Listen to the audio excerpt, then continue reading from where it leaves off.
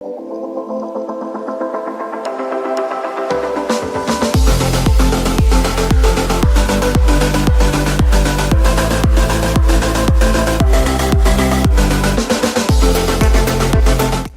guys, welcome back to CVT, Car Videos and Talk Shows. Baik lagi sama gue Gopas Tobing di segmen CVT Choice, yang dimana kita suka mereview mobil bekas atau memberikan pilihan kepada kalian untuk tentang budget tertentu. Nah, sekarang di samping gue sudah ada Toyota Yaris Hatchback.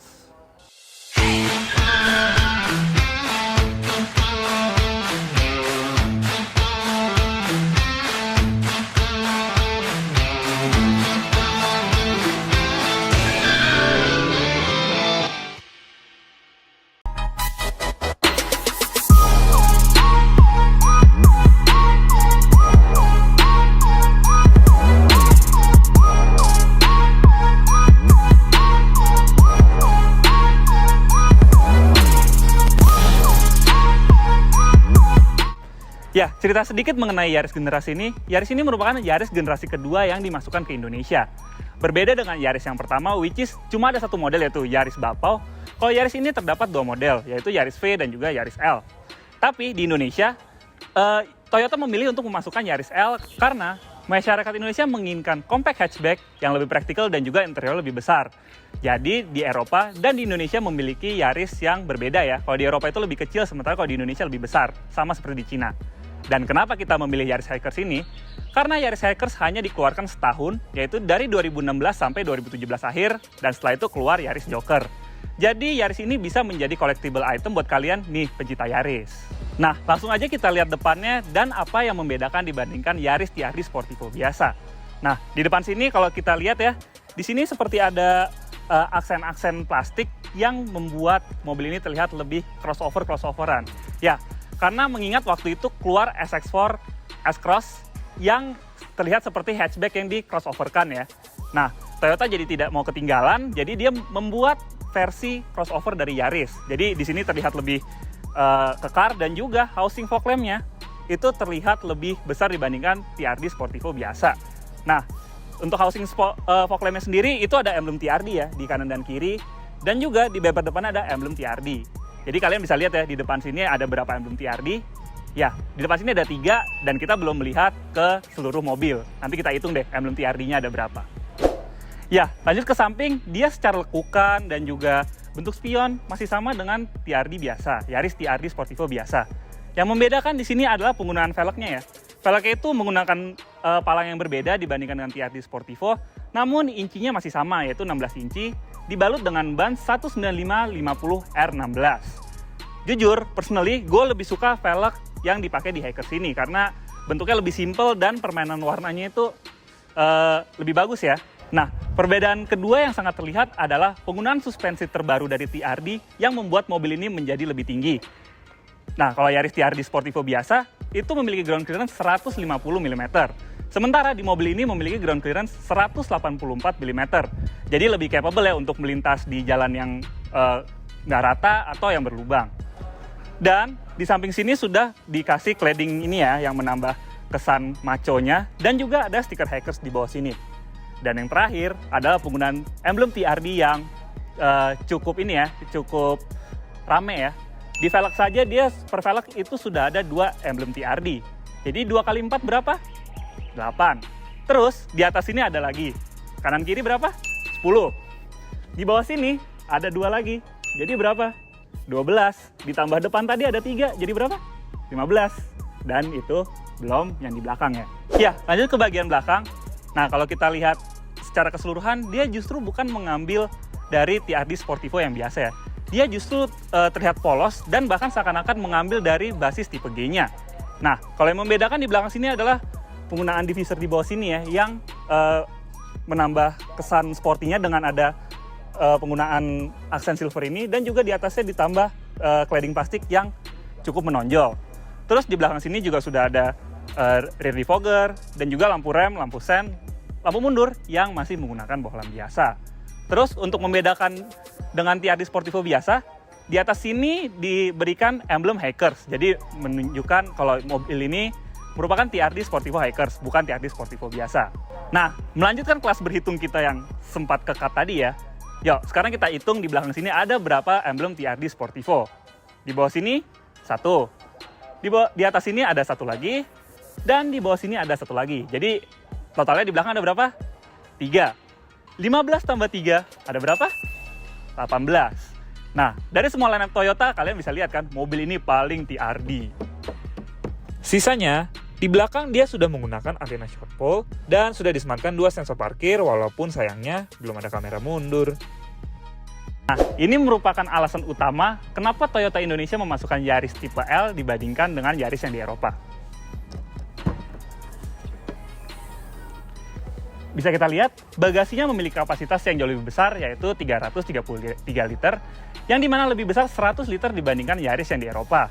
Jadi bisa kita simpulkan, bagasinya ini lebih praktikal dan juga kapasitasnya memungkinkan kita untuk membawa barang yang lebih banyak, yang dimana itu merupakan kebutuhan hampir seluruh penduduk Indonesia. Iya, sekarang kita masuk ke dalam. Tapi sebelum lihat dalamnya, jangan lupa like video ini, subscribe ke YouTube channel CVT Indonesia, dan juga jangan lupa follow Instagram kita di @cvt.indonesia. Udah di follow dan subscribe? Yuk, sekarang kita lihat baris keduanya. Ya, di baris keduanya ini adalah salah satu alasan kenapa Toyota Indonesia lebih memilih memasukkan Yaris L dibandingkan Yaris di Eropa. Nih, tinggi gue 182 cm dan ini posisi mengemudi gue. Legroom yang tersisa tuh untuk ukuran hatchback ya, ini masih sangat-sangat cukup. Apalagi headroomnya nih, ini gue masih ada 4 jari dan itu merupakan salah satu yang terbesar di kelasnya ya. Tapi sayangnya memang di belakang sini tidak terlalu banyak fitur, nggak ada 12 volt socket, juga cup holdernya cuma 1, cuma di tengah. Sementara di pintunya tuh nggak ada cup holder, cuma ada speaker aja. Dan juga yang disayangkan di tengah sini nggak ada lampu interior ya, jadi kalau misalnya malam itu agak menyulitkan. Tapi bagusnya di belakang sini lantainya sudah rata ya. Dan yang disayangkan lagi, di belakang sini tuh pakai jahitan-jahitan palsu, dan mobil ini merupakan mobil yang memulai tren-tren jahitan-jahitan palsu, yang dimana tren tersebut diikuti sebut saja Mitsubishi Xpander ya, yang jahitan palsunya tuh terlihat banget. Yang disayangkan lagi adalah, meski dia sudah ada 3 headrest lengkap, di belakang sini belum disematkan armrest. Ya, lanjut ke depan. Untuk Yaris ini memang dia interior itu sama persis dengan yang sebelum facelift ya. Nah, kalau untuk Yaris ini memang perubahannya cuma dia mendapatkan mesin baru, transmisi baru, yaitu kalau yang lama Matic-nya masih torque converter ya, kalau yang ini udah pakai CVT. Sementara untuk fiturnya dan bentuk dashboardnya masih sama persis, seperti head unitnya yang bisa Miracast, Bluetooth, dan juga ada steering switch control. Lalu dia sudah memakai keyless start-stop engine, dan juga AC-nya sudah auto climate control. Nah, ini nih merupakan salah satu pembeda untuk Yaris yang punya tipe Hikers maupun yang enggak ya. Dia mendapatkan mesin baru yang berkode 2NRFE yang bertenaga 107 horsepower di 6000 rpm dan juga torsinya 143 Nm di 4500 rpm. Tenaga tersebut dialirkan ke roda depan melalui transmisi 5 percepatan manual dan juga automatic CVT. Nah, yang paling keren lagi, nih covernya kayak berasa di mesin mobil F1. Padahal Toyota udah nggak ikut F1.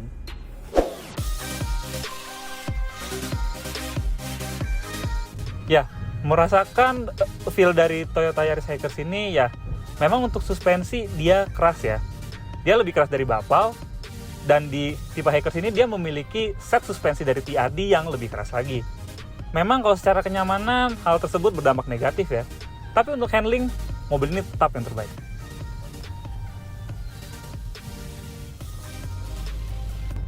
Nah, tapi untuk durability dari kaki-kaki mobil ini, kalian nggak perlu takut deh.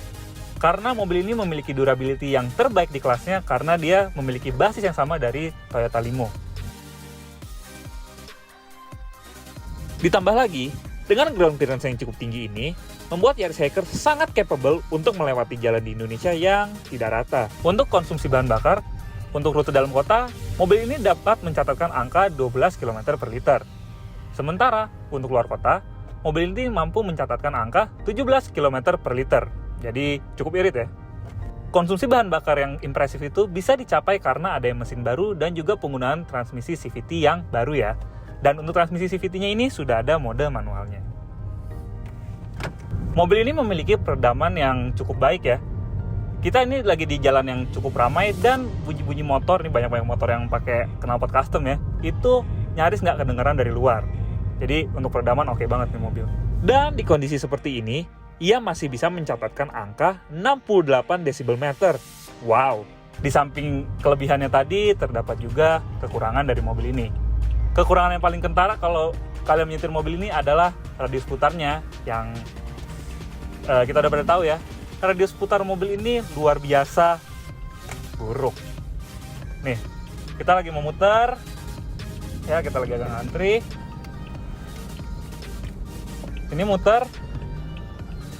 Lihat tuh, putaran ini sangat-sangat besar dan mobil ini masih pindah jalur ya. Jadi nggak di jalur 2-nya, tapi dia memakan satu jalur lagi yang membuat mobil ini terasa sangat besar. Padahal mobil ini dimensinya cukup kompak ya. Sangat disayangkan sih. Ya, bisa kita simpulkan mobil ini merupakan mobil unik yang karena kayak gue bilang tadi ya, dia cuma dikeluarkan setahun di 2016 dan 2017. Dan di masa depan mobil ini bisa menjadi bahan gorengan buat kalian. Mungkin sekarang harganya tidak istimewa ya, tidak terlalu mahal dan juga tidak terlalu murah juga. Mungkin di masa depan bisa menjadi 2 kali lipat dan bisa mobil ini menjadi investasi buat kalian yang suka koleksi mobil. Apabila kalian tertarik untuk membeli mobil ini, kalian bisa membelinya melalui CVT Choice atau TBM Auto. Untuk kontak personnya sudah kami taruh di deskripsi ya. Dan mobil ini dibanderol dengan harga 182 juta rupiah. Tapi sebelum kalian membeli mobil ini, terdapat beberapa kelebihan dan kelemahan yang perlu kalian perhatikan. Kelebihan pertama adalah dia menggunakan mesin baru yang lebih irit dan juga secara suara lebih halus. Dan yang kedua, kaki mobil ini cukup durable. Kenapa kami bilang demikian? Mobil ini memiliki basis yang sama dengan Toyota Limo yang dimana merupakan mobil yang dipakai oleh salah satu taksi swasta ya, yang dimana kaki-kakinya itu cukup kuat. Dan yang ketiga, mobil ini memiliki practicality dan juga ruang kabin yang cukup baik di kelasnya. Di samping kelebihannya tadi, terdapat juga beberapa kekurangan yang harus kalian perhatikan. Yang pertama, radius putar mobil ini luar biasa buruk ya, yang membuat mobil ini terasa lebih besar dari ukuran aslinya. Dan yang kedua, mesin baru ini memang tidak sedurable mesin yang dipakai di Yaris sebelumnya. Dan yang ketiga, minimnya ruang penyimpanan. Ruang penyimpanan yang gue maksud adalah ruang penyimpanan seperti cup holder dan juga ruang penyimpanan terbuka lainnya. Oke, sekian review dari gue Gopas Tobing kali ini. Jangan lupa like video ini, subscribe ke YouTube channel CVT Indonesia dan juga follow Instagram kita di @cvt.indonesia. Gue Gopas Tobing, pamit dulu dan sampai jumpa di review berikutnya. Dah. Support channel kami dengan menonton video-video kami yang lainnya dan klik tombol subscribe di lingkaran sana. Bye-bye.